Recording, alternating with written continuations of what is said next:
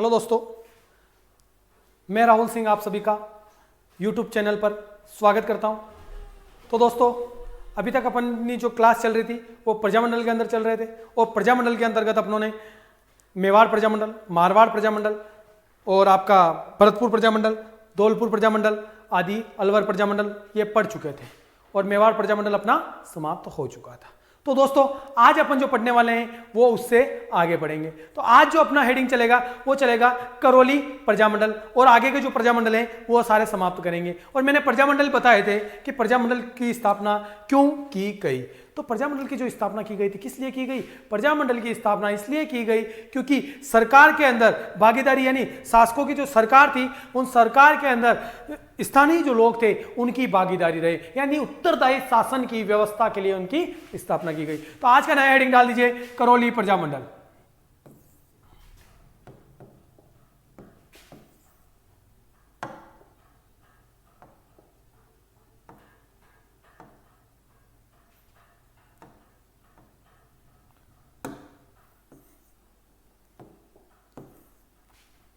Heading डालिए,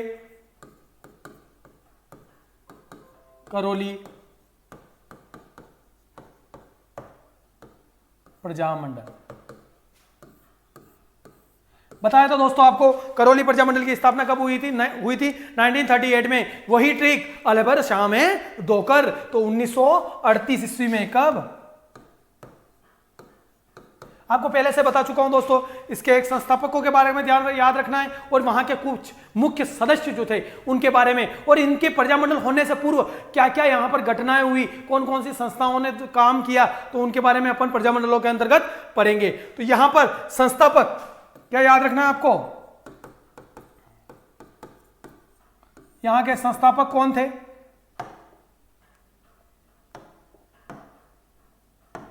तो संस्थापक का याद रखना नाम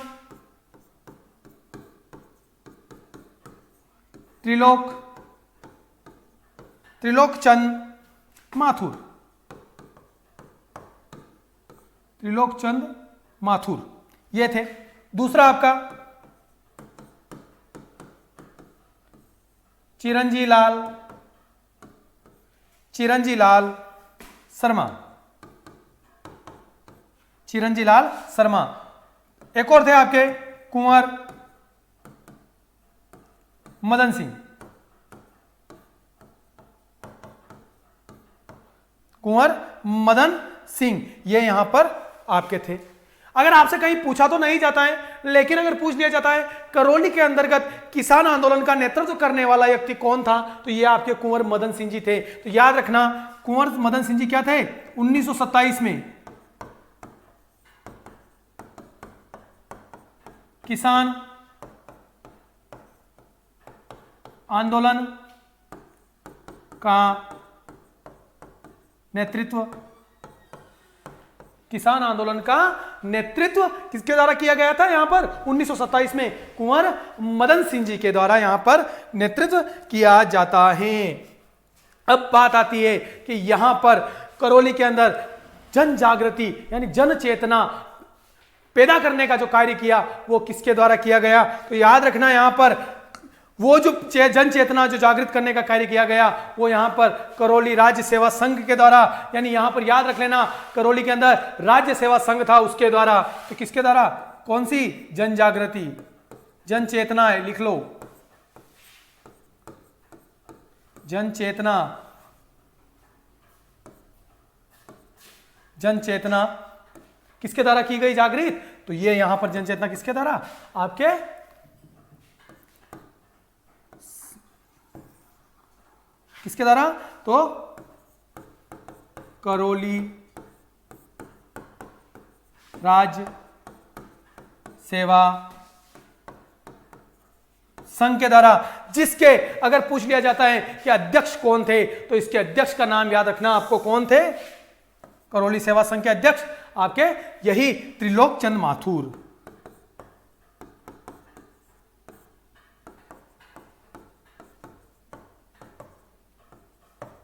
त्रिलोक चंद माथुर क्या थे ये?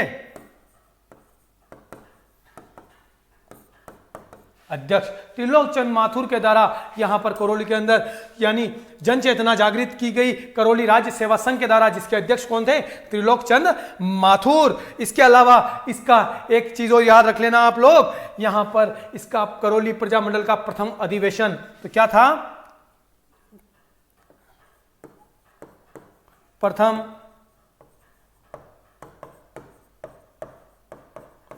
अधिवेशन। प्रथम अधिवेशन कब होता है? तो यह होता है अप्रैल 1939। अध्यक्ष तो दोस्तों अध्यक्ष याद रखिएगा आप, वही त्रिलोक चंद माथुर। त्रिलोक चंद माथुर। तो दोस्तों क्या याद रखना है आपको?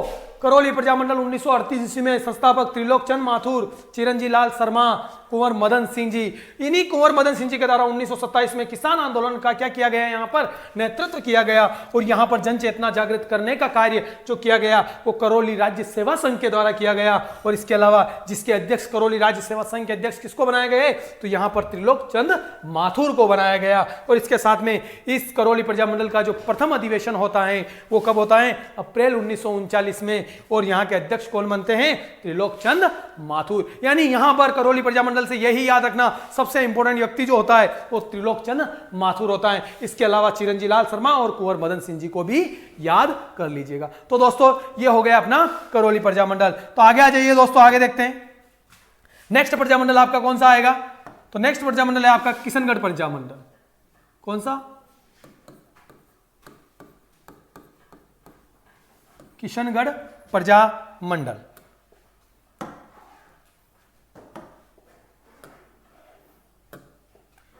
किशनगढ़ प्रजामंडल दोस्तों मैंने बता चुका हूं आपको कब बना। किसी को 39 यानी की से किशनगढ़ यानी कब बने ये? 1939 में। और यहां का याद कुछ ज्यादा बड़ा नहीं है, इसके लिए यही याद रखना कि यहां पर कौन कौन यहां के संस्थापक थे। तो दो व्यक्तियों के नाम याद रख लेना यहां पर संस्थापक।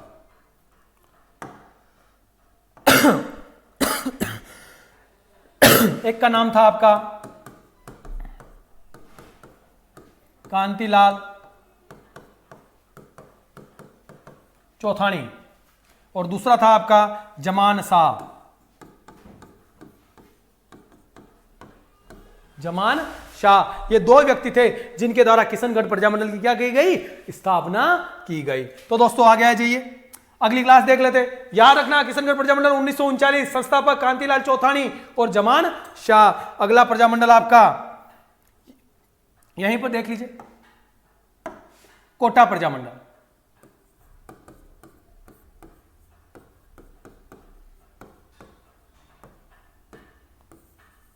कोटा प्रजामंडल, कोटा प्रजामंडल। इसकी स्थापना किसी को से कोटा तो 1939। और यहां पर संस्थापक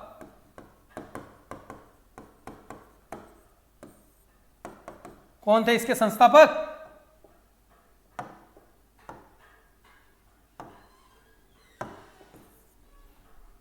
थे आपके पंडित नैनूराम शर्मा। पंडित नैनूराम शर्मा के बारे में अपन ने पहले भी पढ़ा था। कहां पर? बूंदी प्रजामंडल के जो नेतृत्व करता थे वो पंडित नैनूराम शर्मा थे। तो पंडित नैनूराम शर्मा, दूसरा व्यक्ति और थे यहां पर अभिन्न हरि। कौन थे? अभिन्न हरि। ये थे कोटा प्रजामंडल के व्यक्ति, संस्थापक।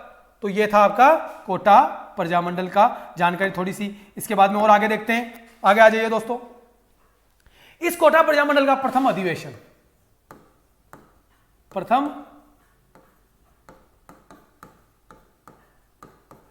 अधिवेशन, प्रथम अधिवेशन। इसका प्रथम अधिवेशन जो होता है वो कहां होता है?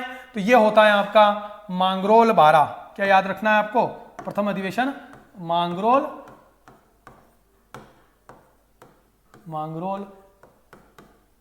बारा।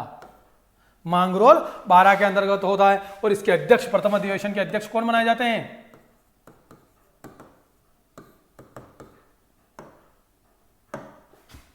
नाम याद रखना आपको, पंडित नैनूराम शर्मा। पंडित नैनूराम जो शर्मा होते हैं वो प्रथम अधिवेशन के क्या थे? यहां पर अध्यक्ष थे। इसके अलावा कोटा में जन जागृति पैदा करने का कार्य, यानी पूछ लिया जाता है कि कोटा के अंदर जन जागृति पैदा करने का कार्य किसने किया? तो जन जागृति, तो वो किया था आपके पंडित नैनूराम शर्मा ने। जागृति यानी कोटा के अंदर जन जागृति, जो चेतना जो फैलाई थी वो किसके द्वारा फैलाई गई? पंडित नैनूराम, जिन्होंने किसान आंदोलन भी चलाया था, बूंदी का किसान आंदोलन, वो ही थे आपके पंडित नैनूराम शर्मा। अब होता क्या है, इन पंडित नैनूराम शर्मा की क्या हो जाती है? हत्या। क्या हो जाती है? हत्या। इनकी क्या हो गई? हत्या। तो इनकी हत्या के बाद में इस कोटा प्रजामंडल के जो अध्यक्ष बनते हैं, किसके? कोटा प्रजामंडल के अध्यक्ष वो बनते हैं आपके अबिन हरि। यानी अबिन हरि को क्या बनाया जाता है? यहां पर कोटा प्रजामंडल का अध्यक्ष बनाया जाता है। अगर आपसे पूछ लिया जाता है पंडित नैनूराम की शर्मा की हत्या कब होती है, तो यह होती है 1941 में हत्या होती है। और हत्या के बाद में कौन बन जाते हैं आपके अध्यक्ष? अबिन हरि आपके अध्यक्ष बन जाते हैं। अब कोटा के अंदर जो उत्तरदायी शासन के लिए, यानी सरकार की तरफ से एक समिति बनाई जाती है जिसके द्वारा उत्तरदायी शासन चलाया जाएगा। यानी उत्तरदायी शासन के लिए जो मांग रहे थे प्रजामंडल के द्वारा, वो कार्य पूर्ण किया जाएगा। तो यहां पर एक समिति आती है कोटा के द्वारा। कोटा में उत्तरदायी शासन के लिए कौन सी समिति? उसका नाम है हिरण्या समिति। क्या नाम था? हिरण्या समिति। क्यों बनाई गई? उत्तरदायी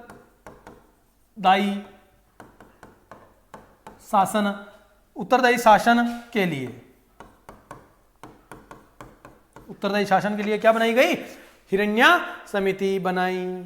अब इसकी एक घटना भी है, यहां पर याद रखना। जो यहां के कोटा कॉलेज के जो छात्र थे, कोटा कॉलेज के छात्रों के द्वारा किसके ऊपर? रामपुरा पुलिस थाने के ऊपर क्या कर लिया जाता है? कब्जा कर लिया जाता है। किसके द्वारा? कॉलेज के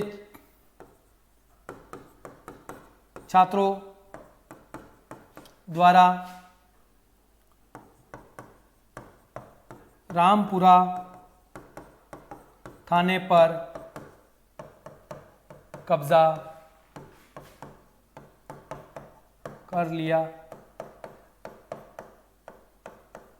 रामपुरा थाने पर क्या कर लिया जाता है? कब्जा कर लिया जाता है। तो दोस्तों ये हो गया आपका कोटा प्रजामंडल। वापस देख लीजिए कोटा प्रजामंडल को। कोटा प्रजामंडल 1939 में संस्थापक पंडित नैनूराम शर्मा और अबिन हरि। इसके बाद में प्रथम अधिवेशन मांगरोल 12 के अंदर होता है। अध्यक्ष पंडित नैनूराम शर्मा। पंडित नैनूराम शर्मा की 1941 में क्या हो जाती है? हत्या। अगर आपसे पूछ लिया जाए कि कोटा प्रजामंडल के अंतर्गत कोटा के अंदर जन जागृति पैदा करने का कार्य किसने किया, तो पंडित नैनूराम शर्मा ने। इसके अलावा अध्यक्ष, जिसे इनकी मृत्यु होती है नैनूराम शर्मा की, तो कोटा प्रजामंडल के अध्यक्ष कौन बनाए जाते हैं? अबिन हरि बनाए जाते हैं। और यहाँ पर हिरण्या समिति का गठन किया जाता है। क्यों? उत्तरदायी शासन के लिए। और यहाँ पर जो कोटा कॉलेज के छात्र थे, इनके द्वारा रामपुरा जो थाना है, कौन सा थाना? रामपुरा थाने पर क्या कर लिया जाता है? कब्जा कर लिया जाता है। तो दोस्तों ये हो गई अपनी क्या? ये हो गई अपनी कोटा प्रजामंडल। अब अगला प्रजामंडल आपका याद रखिएगा,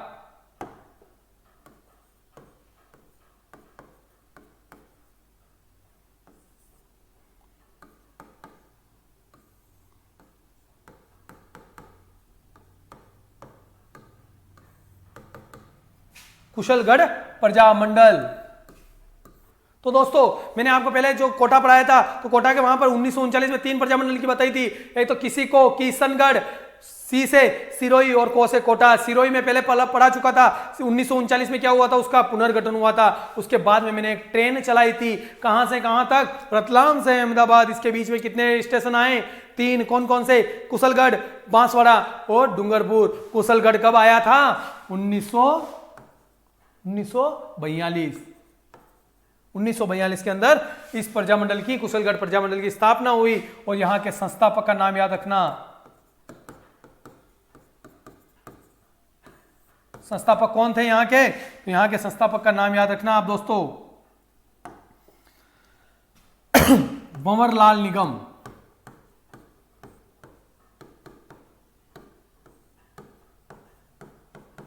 भंवरलाल निगम को यहां का क्या बनाया गया, संस्थापक बनाया गया। इसके अलावा दोस्तों कुशलगढ़ में जन जागृति पैदा करना, यानी इसी कुशलगढ़ प्रजामंडल के अंतर्गत जो जन जागृति पैदा की गई, यहां जन जागृति पैदा करने का काम किसने किया, तो याद रखना जन जागृति पैदा करने का काम किया था आपका पन्नालाल त्रिवेदी। पन्नालाल त्रिवेदी, जन जागृति पैदा करने का कार्य किसने किया, पन्नालाल त्रिवेदी। ये क्या बने थे यहां के, प्रजामंडल के मंत्री। प्रजामंडल के मंत्री बनाए गए थे कौन, आपके पन्नालाल त्रिवेदी बनाए गए थे।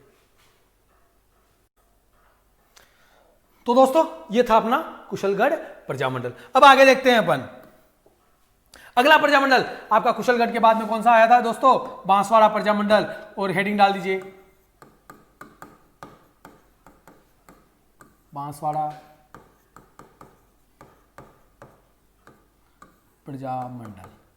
बांसवाड़ा प्रजामंडल। अब बांसवाड़ा प्रजामंडल की स्थापना कब हुई थी, ट्रेन कहां से कहां तक गई थी, रतलाम से अहमदाबाद, और उसके बीच में कुशलगढ़ 1942, 1943 बांसवाड़ा। तो बांसवाड़ा कब आता है, 1943, यानी 1943 ईस्वी के अंदर क्या जाता है आपका बांसवाड़ा। अब इसके संस्थापक क्या याद रखोगे,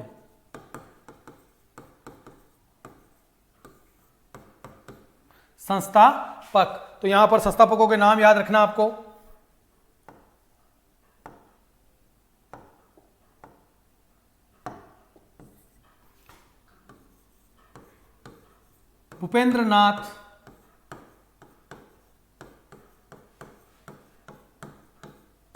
भूपेंद्रनाथ त्रिवेदी। दूसरे थे आपके मणिशंकर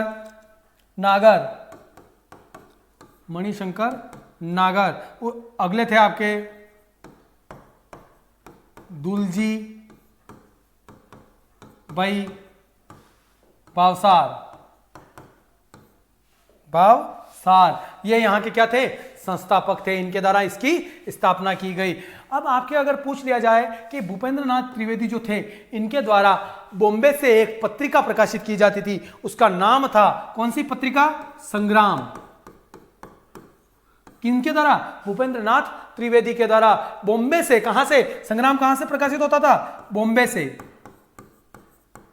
बॉम्बे यानी मुंबई, क्या था ये पत्रिका,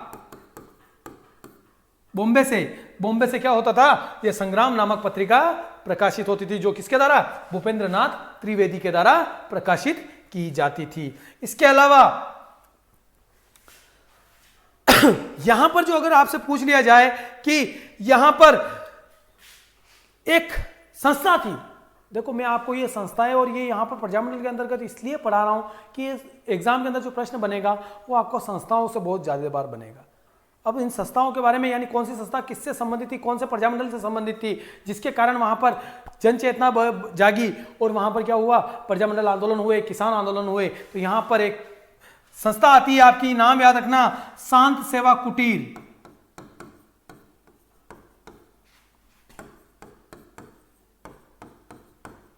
इसकी स्थापना किसके द्वारा की गई, चिमनालाल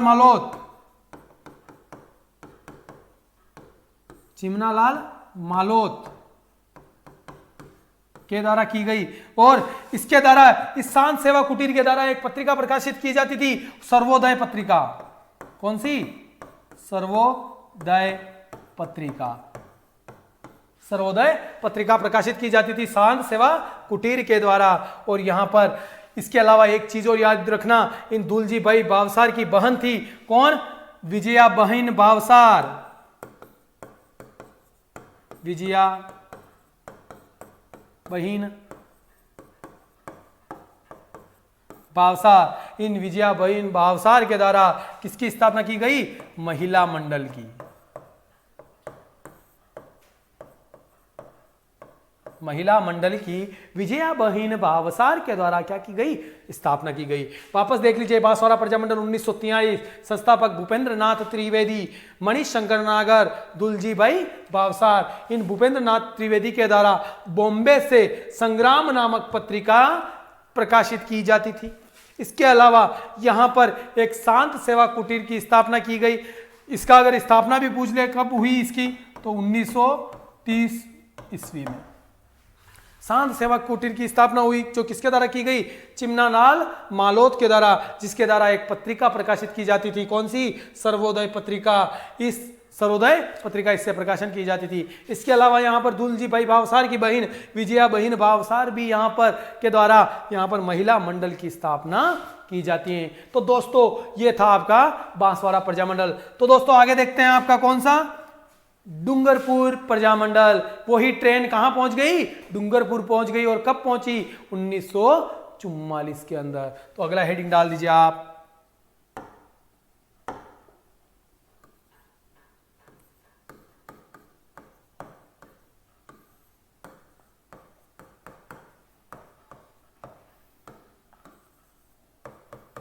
डूंगरपुर प्रजामंडल स्थापना 1944 ईस्वी में। संस्थापक कौन थे इसके संस्थापक? तो याद रखना आप, इसके संस्थापक आपके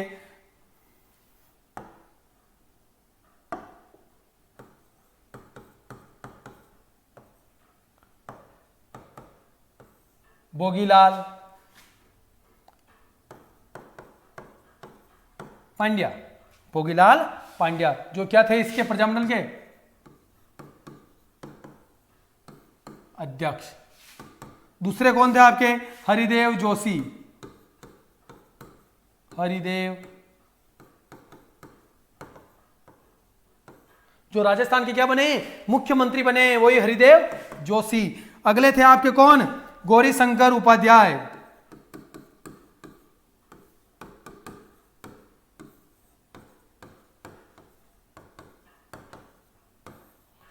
गौरी शंकर उपाध्याय। अगले थे आपके शिवलाल कोटड़िया।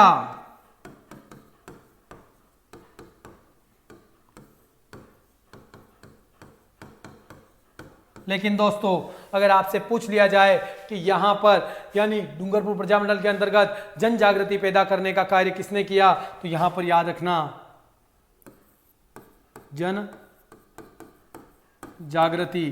तो दो जने थे यहां पर, एक तो आपके लाल भोगीलाल जी, भोगीलाल पांड्या, और दूसरे थे आपके कौन? गोविंद गिरी। वही गोविंद गिरी जो भील आंदोलन के तहत होते हैं, इन्हीं के द्वारा। लेकिन बाद में उनको पकड़ लिया जाता है, गिरफ्तार करके उन्हें 10 साल का कारावास होता है और उसके बाद में वो बाद में इन सब चीजों से दूर हो जाते हैं। ठीक है ना? तो भोगीलाल पांड्या और गोविंद गिरी जी क्या थे इसके? इनके द्वारा यहां पर जन जागृति पैदा की जाती है।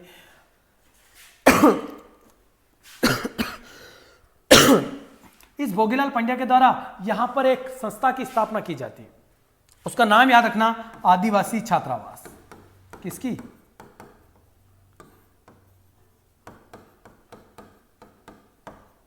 आदिवासी छात्रावास की स्थापना किसके द्वारा की जाती है?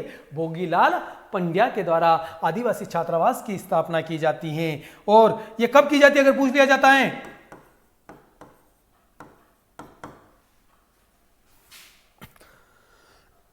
1919 में आदिवासी छात्रावास की स्थापना की जाती है। लेकिन इसके बाद में अगर आपसे एक चीज और पूछी जाती है कि एक व्यक्ति आते हैं यहां पर डूंगरपुर प्रजामंडल के अंतर्गत,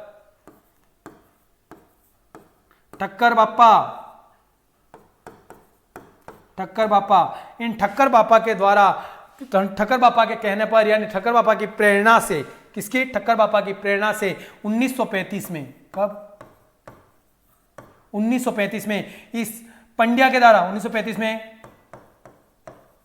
पांड्या के द्वारा किसकी स्थापना की जाती है? तो यहां पर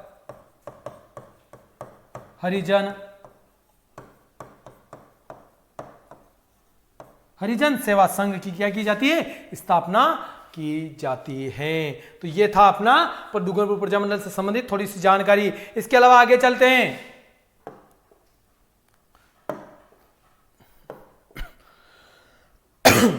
एक आपके व्यक्ति आते हैं माणिक्य लाल वर्मा। इन माणिक्य लाल वर्मा के द्वारा डूंगरपुर में, किसके द्वारा? माणिक्य लाल वर्मा के द्वारा कहां पर? डूंगरपुर में क्या की जाती है?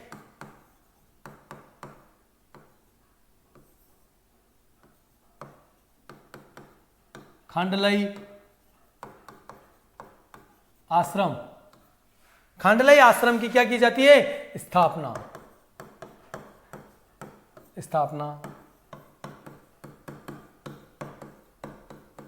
की जाती है। कब? 1935 के अंदर खांडलई आश्रम की स्थापना की जाती है। और इसके साथ में पंड्या और गौरीशंकर उपाध्याय के द्वारा यहां पर एक और संघ की स्थापना की जाती है। और वो भी कब की जाती है? 1935 में। किसकी? वागड़ सेवा संघ की।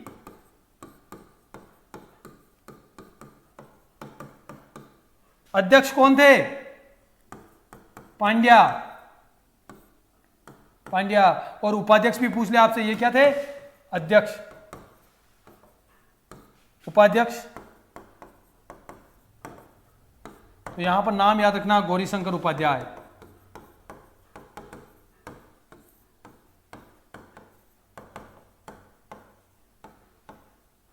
गौरीशंकर उपाध्याय। इसके अलावा अब इसके अंतर्गत पढ़ते हैं अपन कुछ कांड, यानी यहां पर क्या क्या कांड हुए, तो उन कांडों के बारे में देख लीजिए। पहला कांड पुनावाड़ा कांड। पुनावाड़ा कांड ये कहां पर है? डूंगरपुर के अंदर ही हुआ था। कब हुआ था? 30 मई 1947। इस प्रजामंडल के दौरान ही यहां पर पुनावाड़ा कांड होता है। 30 मई 1947। यहां पर हुआ क्या था? यहां पर सेवा संघ की तरफ से क्या चल रहा था? सेवा संघ की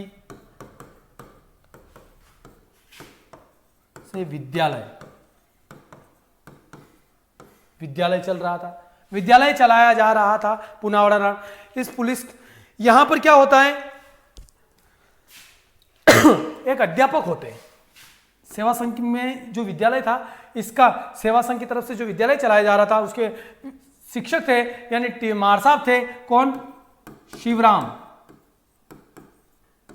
तो यहां पर क्या किया जाता? पुलिस के द्वारा कहा जाता है कि इस विद्यालय को क्या कर दो, आप बंद कर दो। इसको बंद जब नहीं किया जाता है तो इस शिवराम को क्या किया जाता है? बुरी तरह से पीटा जाता है और पाठशाला को तोड़ दिया जाता है। और यहां पर यह पुनावाड़ा की घटना यानी कांड था। इसके अलावा दूसरा कांड आपका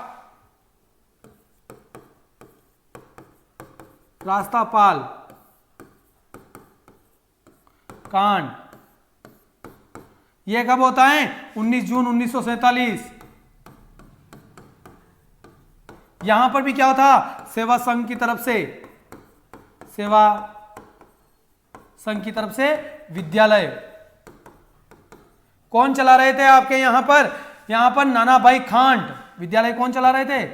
नाना भाई खांड। इनसे क्या मांगी जाती है? चाबी। नहीं दी तो इनकी क्या कर दी? खांड की हत्या। किसके द्वारा? पुलिस के द्वारा यहां पर नाना भाई खांड की क्या कर दी? हत्या कर दी गई। इसके अलावा यहां पर इसको देखकर एक व्यक्ति आते हैं यहां पर, सेंगा भाई। यहां पर जैसे ही इनको मारते देखते हैं तो कौन आते हैं? सेंगा भाई आते हैं छुड़वाने के लिए। लेकिन पुलिस इनको क्या करती है? गाड़ी के पीछे बांधकर घसीटती है। गाड़ी के पीछे बांध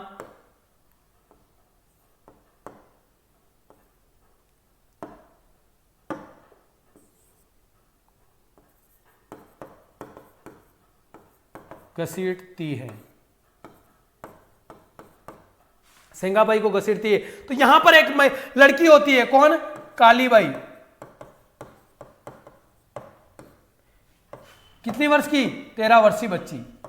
13 वर्ष की बच्ची, 13 वर्ष की कालीबाई अपने मार साहब को जब देखती है कि वो उनको गाड़ी के पीछे बांधकर घसीटा जा रहा है, तो वो रस्सी को क्या कर देती है? इस रस्सी को हंसिए से काट देती है, हंसिए से।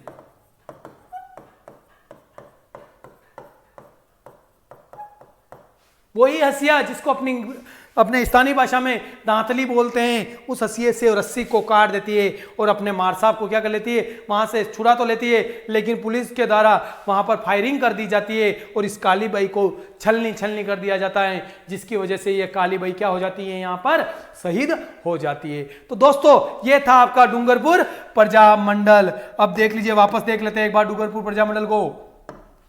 तो दोस्तों डूंगरपुर प्रजामंडल की स्थापना 1944 ईस्वी, संस्थापक भोगीलाल पांड्या, जो अध्यक्ष थे हरिदेव जोशी, गौरीशंकर उपाध्याय, शिवलाल कोटड़िया। यहां पर जन जागृति पैदा करने का कार्य किसने किया? भोगीलाल पांड्या ने और गोविंद गिरी जी ने। इसके अलावा यहां पर याद रखना, इस भोगीलाल पांड्या के द्वारा किसकी स्थापना की गई? 1919 में आदिवासी छात्रावास की। इसके बाद में ठक्कर बापा की प्रेरणा से 1935 में पांड्या के द्वारा किसकी स्थापना? हरिजन सेवा संघ की स्थापना की गई। इसके अलावा देखिए आगे, माणिक्यलाल वर्मा के द्वारा डूंगरपुर में खांडलाई आश्रम की स्थापना की जाती है। कब? 1935 में। इसी 1935 में वागड़ सेवा संघ की स्थापना की जाती है, जिसके अध्यक्ष पांड्या को बनाया जाता है और उपाध्यक्ष गौरीशंकर उपाध्याय को बनाया जाता है। पूनावाड़ा कांड, इसके अंतर्गत डूंगरपुर प्रजामंडल के अंतर्गत एक कांड होता है पूनावाड़ा कांड। 30 मई 1947 सेवा संघ की तरफ से विद्यालय चल रहा था। उस विद्यालय के मार साहब जो थे शिवराम से चाबियां मांगी जाती, नहीं देने पर इन शिवराम को पीटा जाता है, पीटा और इनकी क्या हो जाती है? मृत्यु हो जाती है। इसके बाद में रास्तापाल कांड 19 जून 1947, यहाँ पर क्या था? सेवा संघ की तरफ से विद्यालय चल रहा था। ये इसके विद्यालय के मालिक कौन थे? नाना भाई खांड से चाबियां मांगी जाती है, नहीं देने पर इनकी क्या कर दी जाती है? पुलिस के द्वारा हत्या कर दी जाती है। यह देख सेंगा भाई आते हैं, लेकिन सेंगा भाई को पुलिस के द्वारा गाड़ी के पीछे बांधकर घसीटा जाता है। यह नहीं देख पाती, कौन? एक 13 वर्षीय भील कन्या कालीबाई नहीं देख पाती है और वह हंसिए से रस्सी को काट देती है, लेकिन पुलिस के द्वारा वहां पर भी गोली चलाई दी जाती है, जिसकी वजह से किसकी? कालीबाई की मृत्यु हो जाती। तो दोस्तों यह था आपका डूंगरपुर प्रजामंडल। तो दोस्तों बाकी आगे का जो प्रजामंडल है वो अपन नेक्स्ट क्लास में पढ़ेंगे। इसी के साथ में आप सभी का धन्यवाद। जय हिंद, जय भारत।